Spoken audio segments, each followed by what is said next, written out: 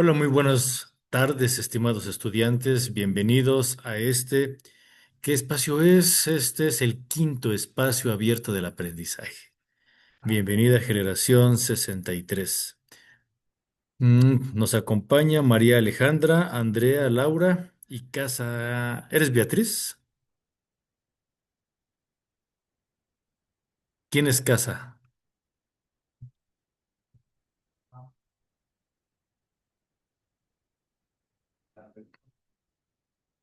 A ver, no sé. Sí, sí es Beatriz. Bienvenida también. Ok, muy bien. Eh, esta semana, la semana número 3, es una semana muy interesante. Esta es una semana donde comenzamos a trabajar el teorema fundamental del cálculo integral. Así que si ya antes estaban muy atentos, si ya antes le echaban muchas ganas en este espacio abierto del aprendizaje, ahora les voy a pedir que están aún más atentos, ¿sale? Porque el cálculo no es difícil.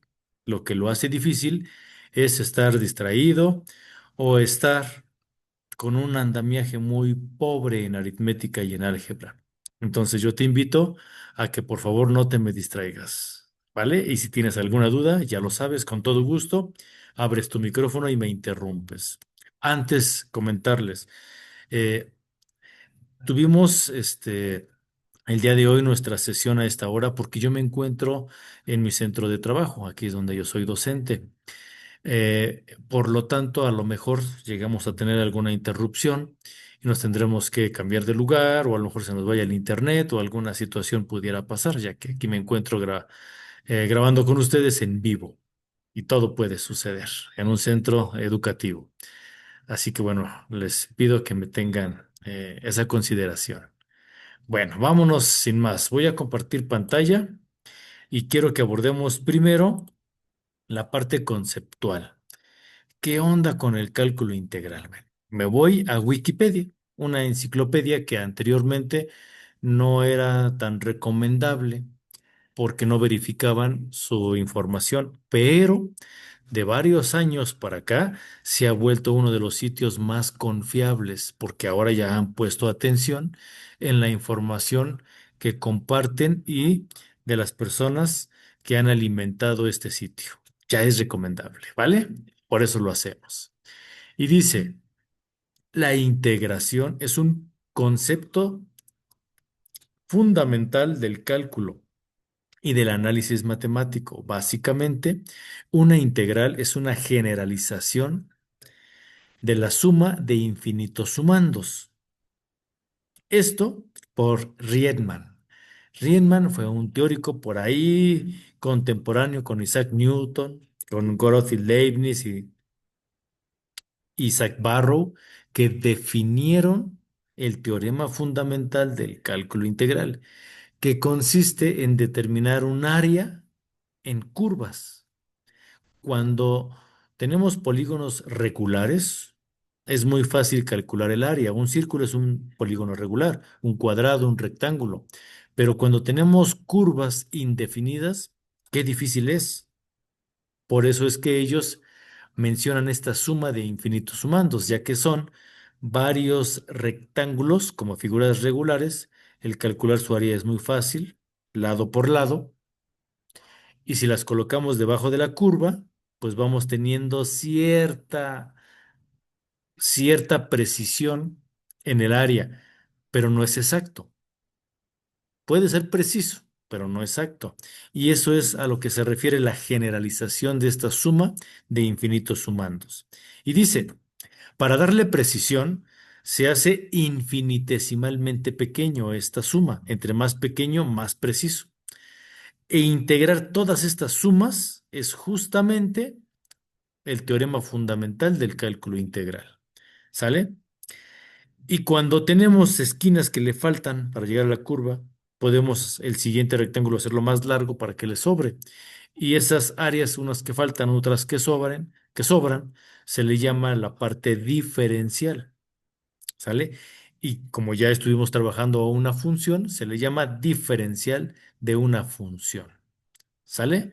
Porque resulta que el cálculo integral también es considerado como un procedimiento de antiderivación. Es decir, vamos en el sentido contrario a las derivadas. Bien, eso es lo que dice aquí. Más abajo menciona que lo usaron por primera vez los científicos René Descartes, que fue antes de Isaac Newton, Leibniz e Isaac Barrow. Pero estos son los personajes que lo redefinen. René Descartes con su geometría cartesiana, precisamente. Isaac Newton tratando de darle sentido a la dinámica con respecto a la inercia de su primera ley, trascendiendo a la segunda ley con la dinámica al otorgarle una velocidad y trascendiéndolo a la tercera con la cinemática. Y como lo habíamos explicado, de ahí parte la derivada. Y él decía, bueno, si me voy en el sentido contrario, regreso a mis posiciones anteriores. Esa es la aportación de Isaac Newton. Y Gottfried Leibniz prácticamente es quien le da el modelo a esta integral. Isaac Barrow lo define y te dice, ok, pero no lo vas a hacer abierto, no lo vas a hacer de manera indefinida, lo vas a acotar con un inicio y un final. Y esa es la famosa regla de Barrow, o también llamada la integral definida. Bien, y más adelante yo te dejo esta liga, tú podrías abundar un poquito más en la historia, en el cambio de variable, en la integral indefinida, etcétera, etcétera. Entonces ahí te dejo esta, esta primera introducción a lo que es la integración. Bien, dejo de compartir, regreso con ustedes y ahora, si me lo permiten, vámonos directamente a la presentación. ¿Dónde la tenemos? Aquí está.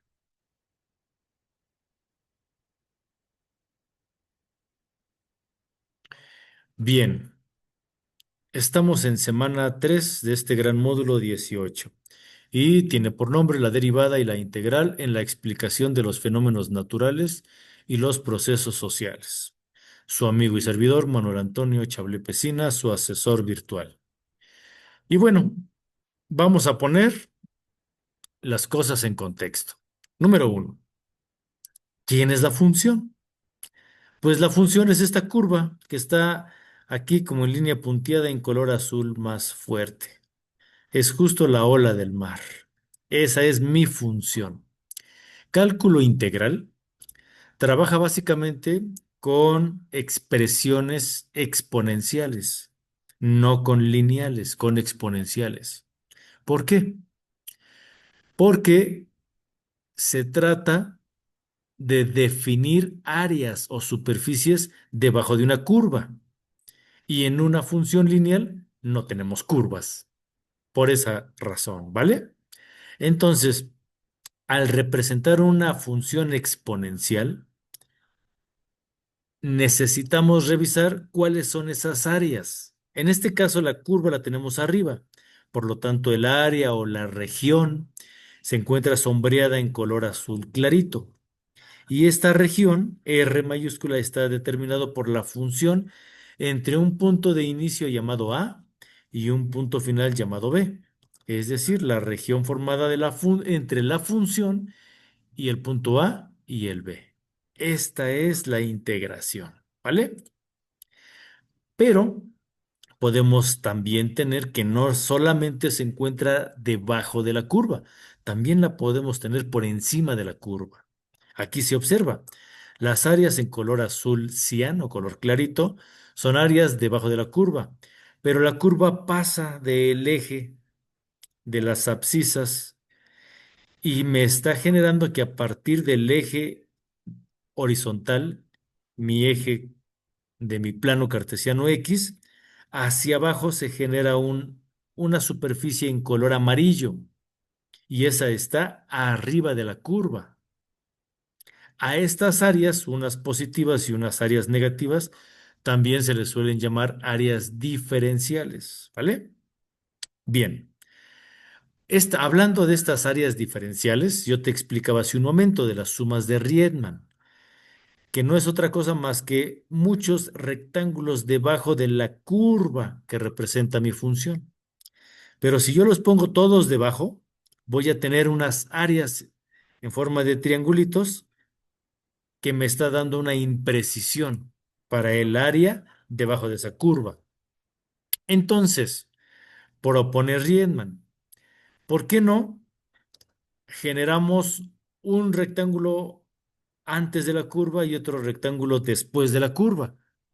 Así las áreas se van compensando, lo que le falta de un lado le sobra del otro lado, y así sucesivamente. A estas áreas que se encuentran junto por la trayectoria de la función se le llaman áreas diferenciales.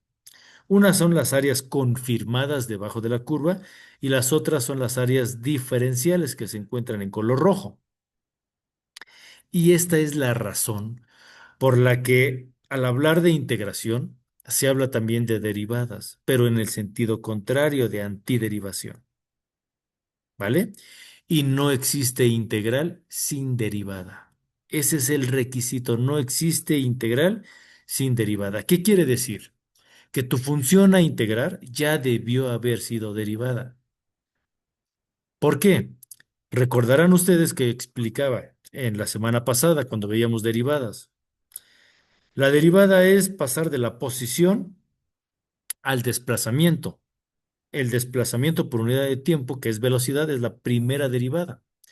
Y si yo lo derivo estando en la primera derivada, obtengo aceleración como segunda derivada. Bueno, la integral es ir al revés. Si tú estás en aceleración e integras, pasas a velocidad. Y si ya estás en velocidad e integras, pasas a la posición original donde te encontrabas, también llamada posición o primitiva. Pero si tú estás en la primitiva, si tú estás en la posición original y te piden que te integres, pues no se puede, no se puede. Por una simple razón, si la derivada es el paso adelante, la integral es el paso atrás. Pero si no has dado un paso adelante, ¿cómo vas a dar un paso atrás? No se puede. Por eso es que toda integral termina con un dx o con un diferencial de x, ¿sale?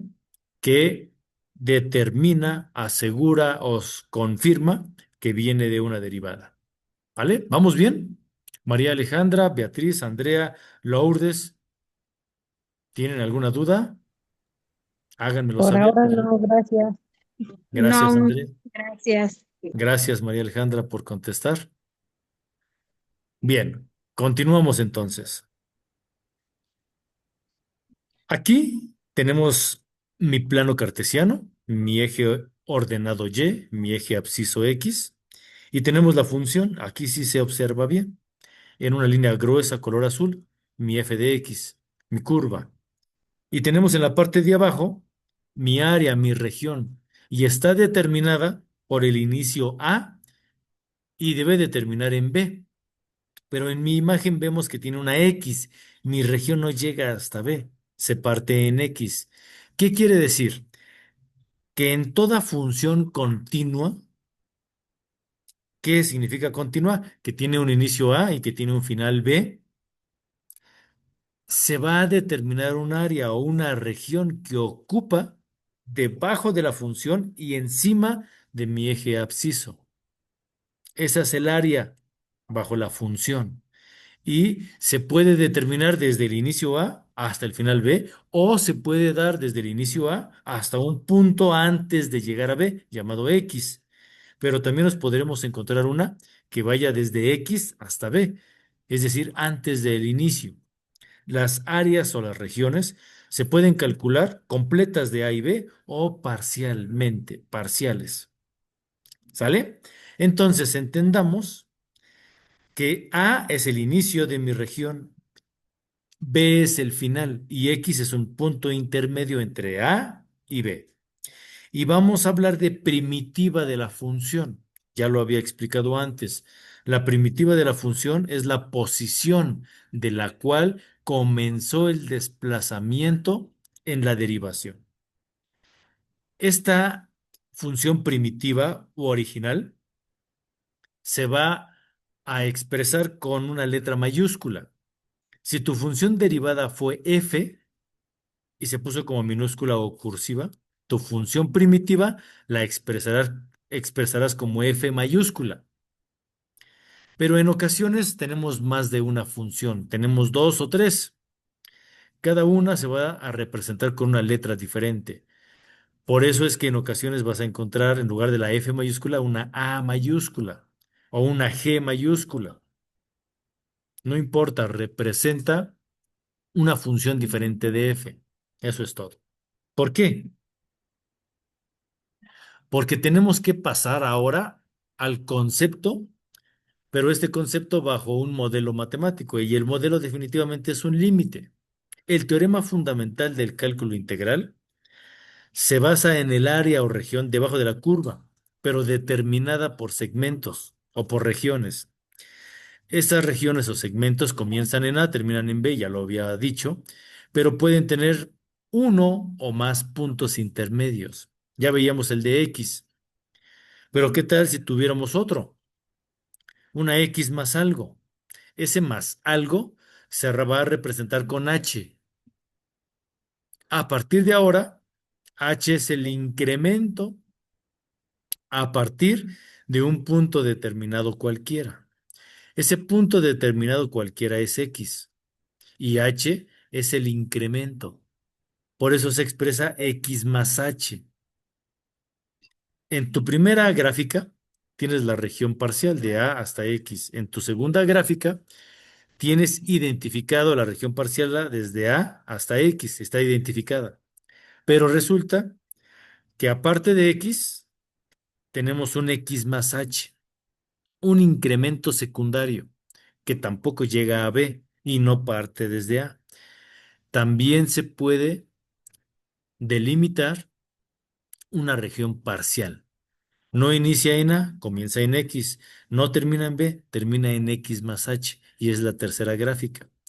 Tenemos estas tres formas diferentes de poderlas representar. Ahora, ya que lo vimos gráficamente, vamos a interpretarlo desde el modelo matemático y el modelo de límite. Fíjate bien, tiene A mayúscula prima. Si fuera una mayúscula solita sería una integral, pero como es una A mayúscula pero tiene una comilla, se refiere a su primera derivada y te dice que la primera derivada de A, cuando el límite h tiende a cero, ya vimos eso. ¿Qué significa? Que es cuando el límite se encuentra en el incremento de x. H es el incremento de x. Cuando tengamos este incremento, el límite de h va a tender a cero. ¿Cómo se interpreta? Se interpreta como tu función original a mayúscula de x más h. Tu función original más un incremento. Y este se le va a restar el valor de tu primitiva a de x. Si tu letra A no tiene apóstrofe, se refiere a la primitiva, al origen donde partiste. Y todo lo vas a dividir entre ese incremento h. Esto va a ser igual a esa h que multiplica tu función continua sobre ese incremento, siempre y cuando el límite de h tienda a cero. Y también que tu función sea una función con respecto a x, donde c es algún punto entre x y x más h. Es la función, ¿vale? Bien, entonces, si ya lo explicamos de manera conceptual, si ya lo explicamos de la parte de la graficación, vamos a verlo ahora desde el punto de vista analítico. En la integración se pide encontrar la función f minúscula. Fíjate bien, f minúscula. Si es minúscula, entonces está en función de su derivada. Y la derivada es esta. F' de x es igual a 3x al cuadrado. Quiero que abran su micrófono, María Alejandra, Andrea, Beatriz o Lourdes, y me diga, ¿cuál sería la función original para que al derivar me dé 3x al cuadrado? ¿Cómo estaba originalmente? ¿Quién me dice?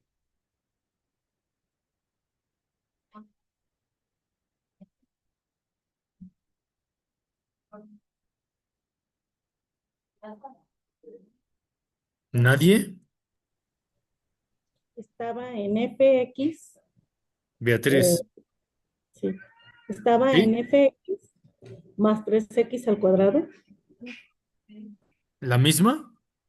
La Sí, pregunta es, ¿cómo estaba antes de que fuera derivada? Antes de que llegara a 3x al cuadrado. mm. Pues fácil. Ahí está. Pues estaba como x al cubo. La función primitiva pasa por un procedimiento de antiderivación. ¿Cómo se hace? Fíjate bien. Si tú tenías 3x al No era cuadrado, más, perdón, no era más, más 3 al cuadrado, ¿verdad? Era 3 al cubo. no sin el 3, es solamente x Fx solita al cubo. al cubo, sí. Ujú. Vamos a comprobarlo. Si yo derivo 3, perdón, si yo derivo x al cubo, el exponente 3 baja a multiplicar al coeficiente de x. Y el coeficiente es 1 porque no tiene. Entonces 3 por 1, 3, ahí me queda 3x.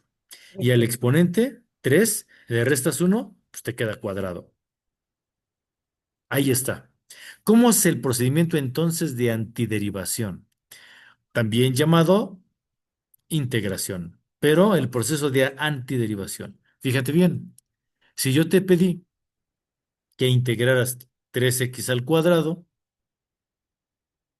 ¿qué tendrías que hacer?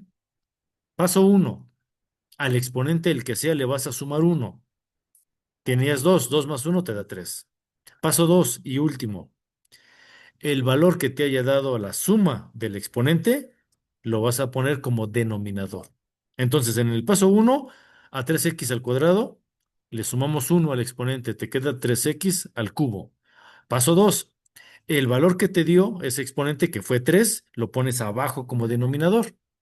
Y si divides 3x al cuadrado entre 3, pues se va el 3, porque es 3 entre 3 te da uno. ¿Cómo te quedó? Pues x al cubo. Ese es el procedimiento de antiderivación. Ojo con lo que dice aquí. La función f mayúscula es una primitiva o antiderivada de f minúscula. Esto siempre y cuando cumpla con el requisito. ¿Y cuál es ese requisito? Que sea en el intervalo i. ¿Qué significa eso? Para que en la función, para todo valor de x, esté siempre ligado a i, en i. ¿Qué es i mayúscula? A ver, ¿quién me dice? En la primera semana les dije que les iba a preguntar en la tercera. Lo estoy haciendo. ¿Qué es I mayúscula?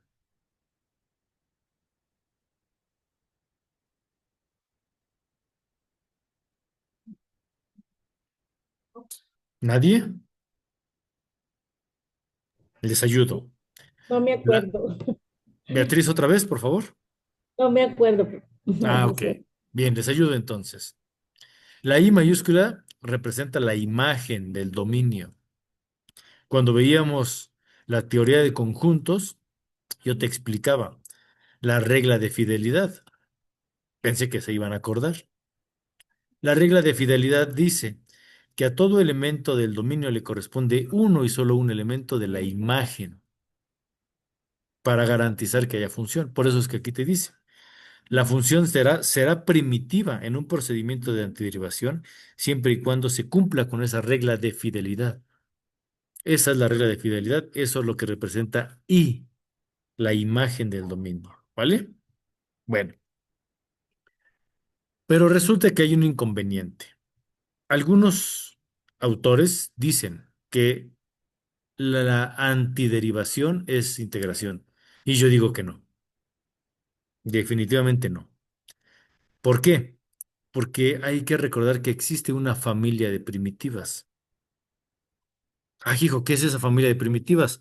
Son funciones que al ser integradas en el procedimiento de antiderivación te dan el mismo resultado. Fíjate bien, primer familia, x al cubo, que fue la que estuvimos estudiando. Si tú integras x al cubo, perdón, me equivoqué. Si tú derivas x al cubo, te da 3x al cuadrado. Pero no nada más x al cubo. Si tiene una constante, también te da, fíjate bien, si tú derivas x al cubo menos 5, también te da x al cubo, porque el menos 5 es una constante. y por lo tanto se cancela.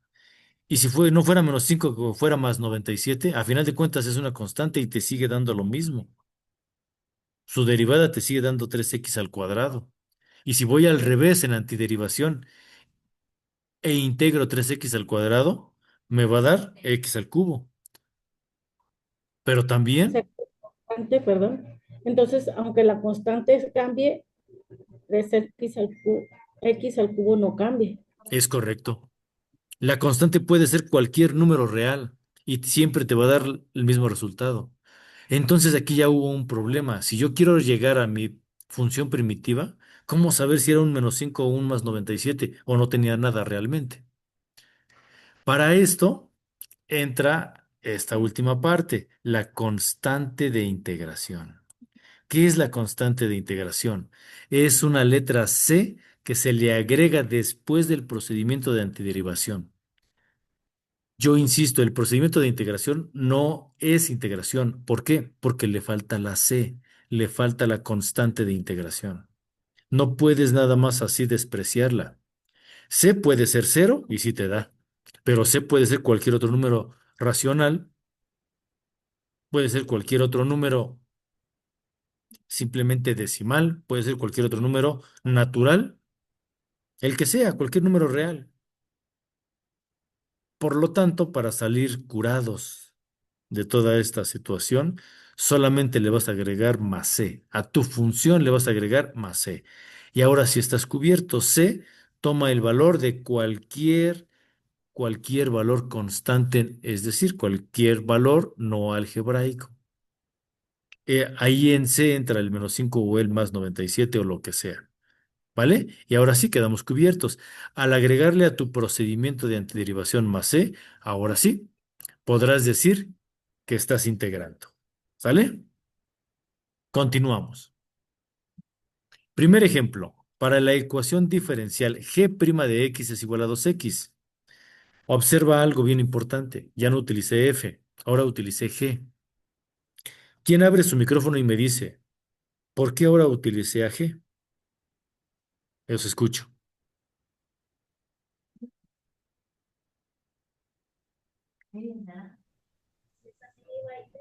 Pues no importa qué letra use, ¿no? No importa la letra. ¿Pero por qué cambia? Normalmente se hace porque cambié de término. Dejamos a F para un término, usamos a G para otro y podríamos utilizar a H o a cualquier otra letra para otro término diferente. Es el mismo procedimiento, pero con una literal diferente. Ahora dice Sí. aquí, para la ecuación diferencial g' de x igual a 2x, la solución general, la primitiva será x al cuadrado más c. ¿Qué fue lo que ocurrió aquí? Quiero que pongan atención, porque esta es la primera propiedad del cálculo integral. Al exponente le vas a sumar uno. Profe, pero no tiene exponente. Sí lo tiene. Esa x tiene un exponente uno, pero no se pone, porque x a la uno, x te da lo mismo. ¿Sale? Entonces, aquí hay un uno. A ese uno le sumas uno, te da 2. Y el valor que te da como exponente lo pones como denominador. Tienes un 2 como coeficiente, 2 entre 2 se va, te queda uno. Así es como te dio x al cuadrado. Y lo único que tienes que hacer después del proceso de antiderivación es agregar más c. Y ahora sí ya terminé. G de x sin la comilla es igual a x cuadrada más c. Bien, ejemplo 2. Para la ecuación diferencial y' es igual a 2. Recuerda que y' es lo mismo que f de x o lo mismo que d sobre d de x. Son cuatro formas diferentes de expresarla. Entonces te dice aquí que la ecuación y' es igual a 2. Número uno, encuentra la función cuya derivada sea 2. ¿Cómo le haces? Aquí no hay exponente. Pues si no hay exponente, está muy fácil. Simplemente agrégale la x y se acabó. Y lo comprobamos. Si yo derivo 2x, se cancela la variable y te queda el coeficiente 2. Ahí está. Sí, checa. Vamos con el punto 2. Sumar la constante de integración. Aquí es cuando ya empiezo a integrar. Me queda y es igual a 2x, sí, pero más c. Este más C hace la diferencia en quedarte en solo antiderivación o pasar a integración. Continuamos.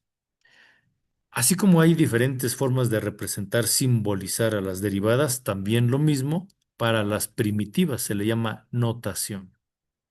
La notación de primitivas consiste en que al resolver una ecuación diferencial de la forma dy sobre dx es igual a f de x, fíjate bien, lo que te decía, cuatro formas de representar una derivada. Esta es la tercera. También conviene tal vez usar la cuarta. Simplemente dy es igual a tu función por su diferencial. Esto es importante. La función por su diferencial de x. ¿Por qué se le pone el diferencial al final? Porque ese de x representa que partió de una derivada, que sí dio el paso adelante y sí es candidata a integrarse. ¿Dudas hasta aquí? ¿Preguntas? No, todo claro, profe. Perfecto, gracias. Tenemos entonces la integración indefinida. La integración indefinida es la primera. Se podría decir también coloquialmente que es como una propiedad. El proceso u operación de encontrar todas las soluciones a la ecuación, se le llama integración indefinida o antiderivación.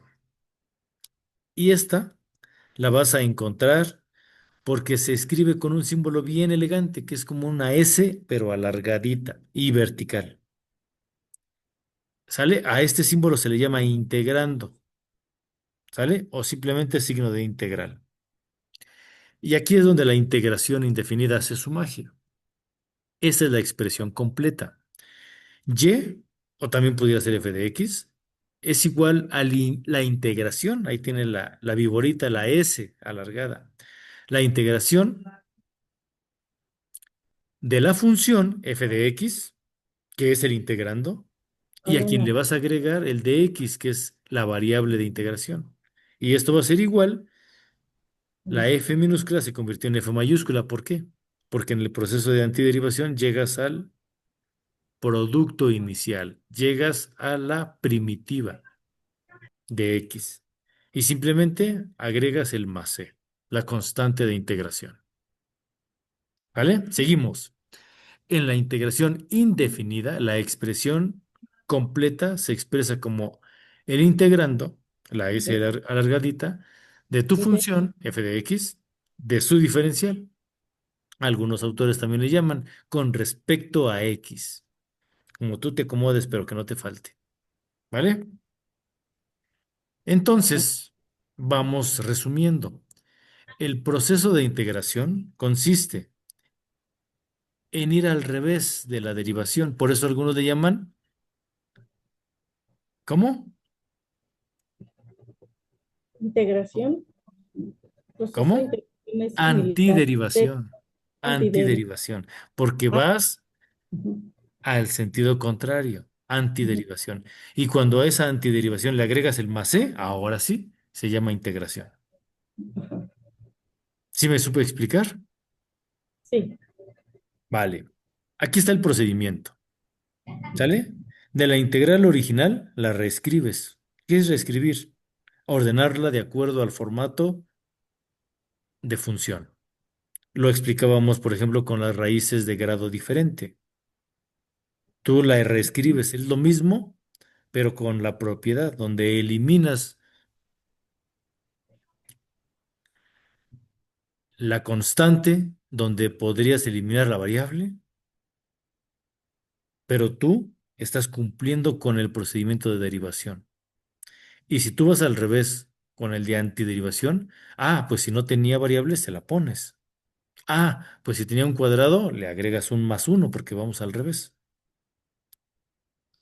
Después puedes integrar y al final simplificar. O si no le encuentras el rollo al proceso de integración, simplifícalo primero y después lo integras. ¿Vale? Ese es el procedimiento inverso. Pues ya terminé. Y a veces estamos muy acostumbrados a utilizar cibergrafías, a siempre dejar ligas donde te puedas apoyar en Internet. Pero No todo es así. Resulta que a mí me gustan todavía los libros y esta presentación tiene bibliografía. Me basé en un libro que se llama Learson, de Cálculo y Geometría Analítica en su sexta edición. ¿Sale? Learson es en coautor con Edwards. ¿Sale? El libro se encuentra ya en español, en McGraw-Hill, la editorial. Pero hay otro, que es el Stewart, de Introducción al Cálculo. Y hay otro del mismo autor, del Stewart, de la editorial Thomson, que se encuentra en inglés y no es el mismo libro. Uno es de Introducción al Cálculo y el otro simplemente son cálculos y sus trascendentales. ¿Vale? Ujú. Aquí les dejo Sí, la referencia bibliográfica. Y dejo muy de bien. compartir para regresar con ustedes. Bien, me quedan 3 minutos y no quiero que se me acabe el tiempo sin antes decirles que probablemente se nos va a cortar la sesión y se vuelven a conectar unos minutitos más, ¿vale? Bueno, voy a refrescar el videíto que les quiero compartir. Ya lo tengo aquí. ¿En qué consiste el video? El video te va a explicar las diferencias y similitudes entre lo que acabamos de estudiar ahorita, que es una integral indefinida versus integral definida. Así que lo vamos a ampliar, prendo mi bocina,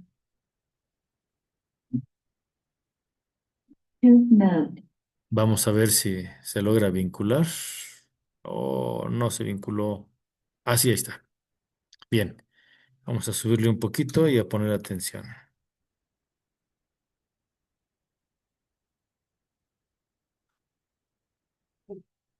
¿Qué tal, amigazos? Integral indefinida versus definida. Veremos las principales características y diferencias entre ambas. Y bueno, primero debemos considerar que a la integral también se le conoce como la antiderivada.